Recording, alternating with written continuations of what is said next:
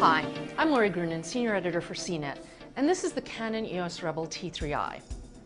If you didn't think the 60D was overpriced when it shipped, you might now.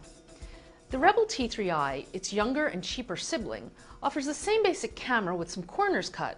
Most notably, it's got not as good a construction and it's got a stunted burst shooting speed. You can think of it also as a slightly more expensive T2i with the addition of an articulated LCD and a few features for the auto-always crowd. Either way, the T3i remains a solid, if somewhat unexciting follow-up to its predecessor, although one that seems to cater more to videophiles than still shooters.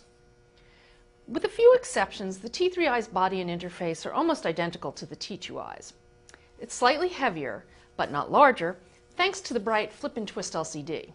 It feels sturdy, and though the rubberized grip feels a little cheap, the camera's still comfortable to hold and shoot single-handed, and it can stand up to the weight of a good professional lens. I've never been a huge fan of the Rebel series' viewfinder, and this one is actually slightly lower magnification than previous models. Canon carries over the control layout and user interface from the T2i, although it's moved the display button to the top and replaced it with info. Camera operation is straightforward. On the back there are direct access controls for frequently used settings like exposure compensation, white balance, drive mode, etc. And you can also change these settings, including metering, flash, image quality, and a few others, via a typical quick control screen. My one quibble here is that the buttons all feel a bit too flat. The mode dial includes the usual set of manual, semi-manual, automatic, and scene modes. As with the 60D, however, I find the placement of the movie mode, which is at the opposite side of the dial from the advanced modes, an insanely frustrating thing to use. I've actually missed video opportunities by having to scroll around from shutter priority mode to video. Ironically, this design is more suited to pros who never take it off that setting than to the consumers to whom this camera is ostensibly targeted. Canon's version of an easy mode, Creative Auto, operates via what it calls ambiance selection. Things like standard, vivid, soft, warm, intense, cool, brighter, darker, for which you can set it to one of 3 levels. The scene modes also utilize the ambiance selection options, making them a little more flexible than normal automatic modes. While Canon offers quite a bit for the video shooters, it doesn't have much beyond the basics to inspire or streamline shooting for still photographers. It supplies basic iFi wireless integration. You can enable or disable the card, and the camera provides connection strength information.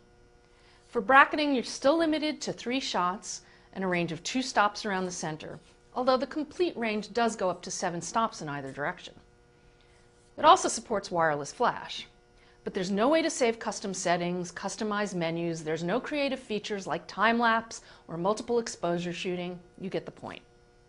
Furthermore, as resolutions get really higher, I mean this is 18 megapixels, the ability to shoot RAW plus a smaller medium JPEG as opposed to a full-size file, it just isn't a pro necessity anymore. It's for consumers too, especially if you plan to transmit wirelessly. That would be a really nice option here. But there are no compromises on video or still photo quality. Overall, the T3i has an excellent noise profile. JPEGs look really clean up through ISO 400, and even at ISO 800, you really have to scrutinize to see the beginnings of detail degradation.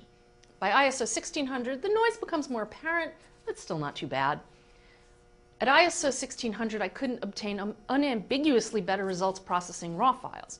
On all other counts, the photos look good on their default settings, though my favorite setting with Canon models is the neutral with sharpening bumped up a few notches. Colors look both relatively accurate and saturated, metering and exposures are consistent and predictable, and the dynamic range is broad enough to allow a reasonable amount of highlight and shadow recovery. As usual, the video looks really good. There's some moire, but not a lot of rolling shutter, and moving edges look surprisingly sharp. It offers the same great set of frame rates and manual exposure controls as the 60D, including highlight tone priority for fine-tuning high-key exposures. Though the built-in microphone is mono, it sounds surprisingly good, and there's a wind filter along with the same 64-level sound controls that are in the 60D. The camera's performance remains fast overall, but like the T2i, its burst shooting lags the crowd. At about 3.5 frames per second, both are what I consider the slowest acceptable continuous shooting speed for a DSLR. For the money, the T3i is a great choice for DSLR photographers, though the cheaper T2i can still suffice if you don't need the articulated LCD. and it's a solid one for creative still shooters. But while the image quality and general shooting performance are top-notch, if you're upgrading to shoot sports, kids, and pets, the T3i may not be able to keep up. I'm Lori Grunin, and this is the Canon EOS Rebel T3i.